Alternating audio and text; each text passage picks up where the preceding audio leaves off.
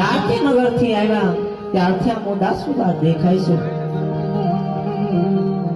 રાણીને જોઈને આમ અવરું ના થવાય હો ધણી.